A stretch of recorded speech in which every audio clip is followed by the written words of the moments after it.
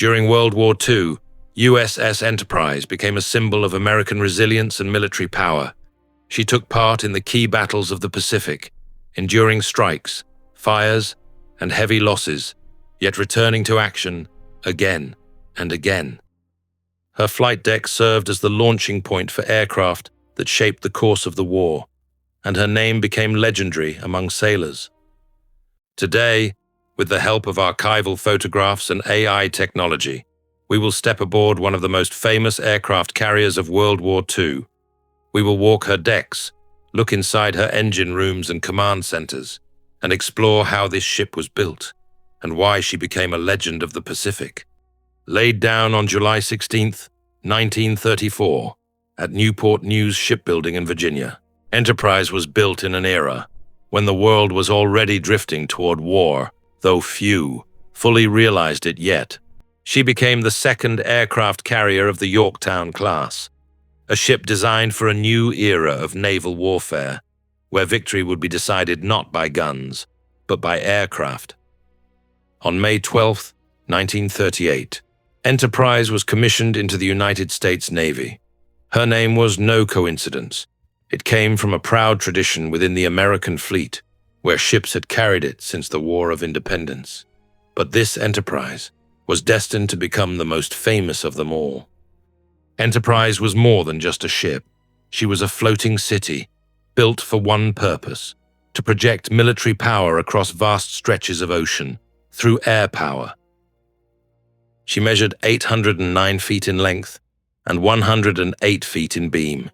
Her standard displacement was 19,800 tons, rising to over 25,000 tons at full load. Her maximum speed was 32.5 knots, making her one of the fastest capital ships of her time.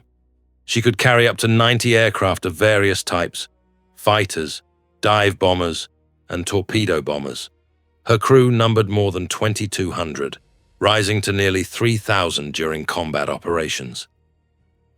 The heart of the ship was her flight deck, spanning nearly 86,000 square feet.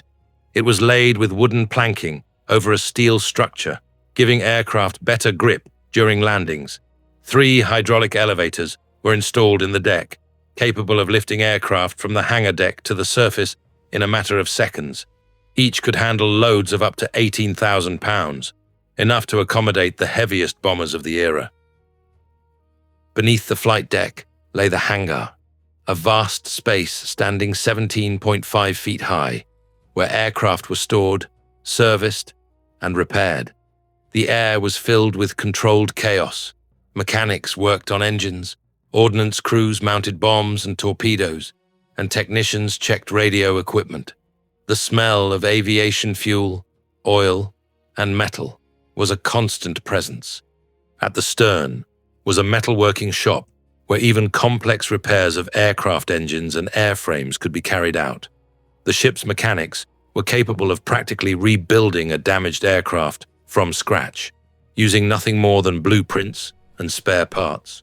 Deep within the hull lay the engine rooms, the domain of boilermen and machinists, who worked in temperatures exceeding 50 degrees Celsius, sustaining the life of the entire ship. Enterprise was powered by 9 Babcock and Wilcox boilers, generating steam for 4 Parsons-geared steam turbines, producing 120,000 shaft horsepower. Her fuel capacity reached 4,580 tons of fuel oil, giving her a range of over 12,000 nautical miles at cruising speed. Her defensive armament was continuously upgraded throughout the war. Initially, she carried 8 5-inch dual-purpose guns, along with anti-aircraft guns. By 1945, the ship bristled with dozens of 40mm and 20mm anti-aircraft guns, Bofors and Oerlikon, as every available inch of deck space was filled with anti-aircraft batteries in response to the kamikaze threat. Enterprise was a self-contained city. On board were large galleys preparing thousands of meals every day, a medical unit with an operating room, a dental clinic, and a 50-bed hospital, as well as a laundry, workshops, storage compartments, and even a small ship's store for the crew. The command center, the island, rose above the flight deck on the starboard side. It was the brain of the ship. At the forward end of the island were the navigation bridge and the captain's bridge, offering a panoramic view from where the captain commanded the ship. At the aft section of the island was the flight control center, where the air officer coordinated aircraft launches and landings. In combat, a tense silence filled the space, broken only by sharp commands and the crackle of radio transmissions. Deeper within the ship was the Combat Information Center, a revolutionary innovation of the wartime era. Here, officers tracked enemy ships and aircraft on radar screens, coordinated fighter interceptions, and planned attacks. It was the defensive heart of the ship, a windowless room illuminated only by the dim red glow of screens and indicators. Another important compartment was the radio room, the ship's communication center. From here, encrypted messages were transmitted to Fleet Command, intelligence reports were received, and operations with other ships were coordinated. In the most critical moments of battle, radio operators worked at the limits of endurance, maintaining a constant flow of information.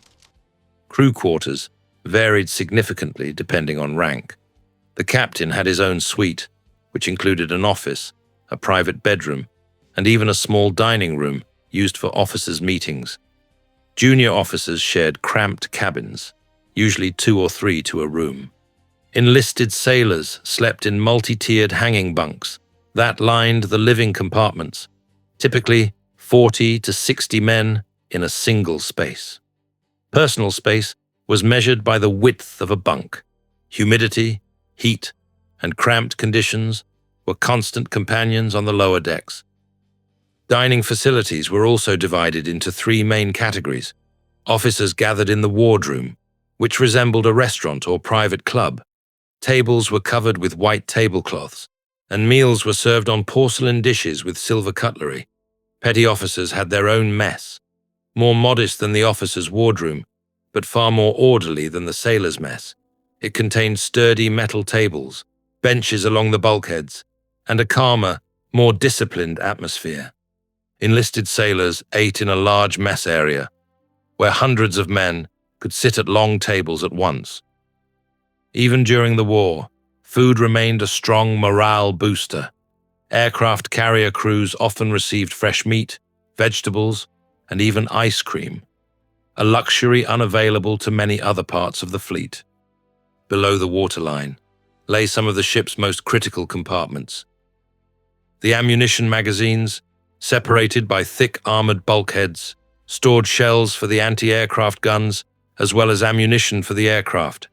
A direct hit could tear the ship in half, which is why these compartments were among the most heavily protected and were carefully cooled to prevent accidental detonation.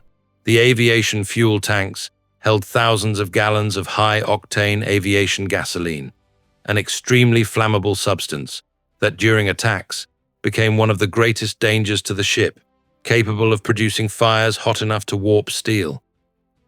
Firefighting systems included a network of high-pressure seawater pipes, foam generators, and carbon dioxide systems that could flood a compartment within minutes. These systems saved Enterprise more than once, when fires caused by kamikaze strikes threatened to reach the fuel tanks or ammunition magazines. After each attack, engineers inspected the integrity of the watertight bulkheads. It was these barriers that repeatedly saved Enterprise from sinking. Up to 30 centimeters thick, these bulkheads divided the hull into dozens of isolated sections. Even if several compartments were flooded, the ship could remain afloat, preserving both buoyancy and combat capability. On December 7, 1941, when Japanese bombers attacked Pearl Harbor, Enterprise was not in the harbor. She was returning from delivering fighter aircraft to Wake Atoll and was about 200 miles west of Hawaii. This coincidence saved her life. 8 American battleships were sunk or damaged, but the 3 aircraft carriers of the Pacific Fleet, including Enterprise, remained unharmed. When the crew learned of the attack, the ship immediately turned back toward Pearl Harbor at maximum speed. Sailors stood on the deck, watching the black smoke rising over the harbor, and understood. The war had begun. And now, it would be up to them to carry much of the burden of the fight in the Pacific.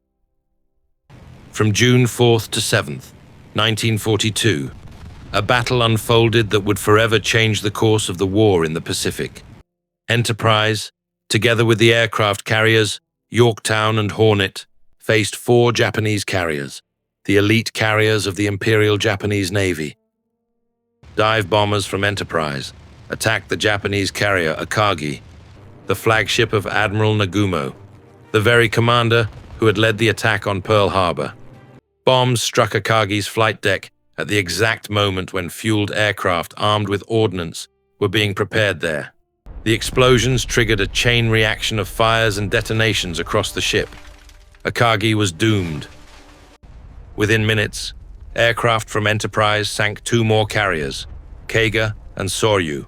The 4th, Hiryu, was later sunk by Yorktown after launching a counterattack of its own. Over the next 3 years, Enterprise took part in nearly every major operation in the Pacific: the Battle of Guadalcanal, the Battle of the Philippine Sea, and the Battle of Leyte Gulf. She was attacked dozens of times. Bombs exploded on her flight deck, torpedoes struck her hull, and kamikaze aircraft slammed into her. 3 times the Japanese announced that Enterprise had been sunk. 3 times they were wrong. On May 14th, 1945, a kamikaze aircraft smashed through Enterprise's flight deck near the forward elevator. The deck burned fiercely, but the crew fought the fires with their bare hands, buckets of water, anything they could find. Within hours, the ship was launching and recovering aircraft again.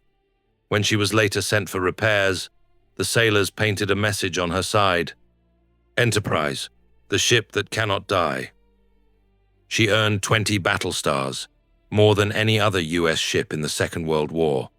Her aircraft sank 71 enemy ships and destroyed more than 900 aircraft. Over 1,000 members of her crew were killed during the war, yet the ship herself survived. When the war ended, Enterprise returned home as a hero, but peace proved more dangerous for her than war. The Navy was modernizing, budgets were shrinking, and older ships were being retired. In 1946, Enterprise was placed in reserve. In 1958, despite a public campaign to preserve her, she was sold for scrap. The ship that had survived the most brutal war in history, the ship that refused to sink under enemy bombs and kamikaze attacks, was dismantled piece by piece in a quiet harbor. No museum berth, no monument, only the memories of those who served aboard her, and a name that would later be inherited by the first nuclear-powered aircraft carrier. The story of USS Enterprise is just one of dozens of legendary ships that changed the course of history. The oceans remember thousands of vessels, from the wooden frigates of the Age of Sail to the steel giants of the 20th century. Every ship carried more than just a crew. It carried an era, ideas, and the destinies of the people who believed in their mission. Subscribe to the channel so you don't miss the next story. And tell me in the comments, which ship should we explore next?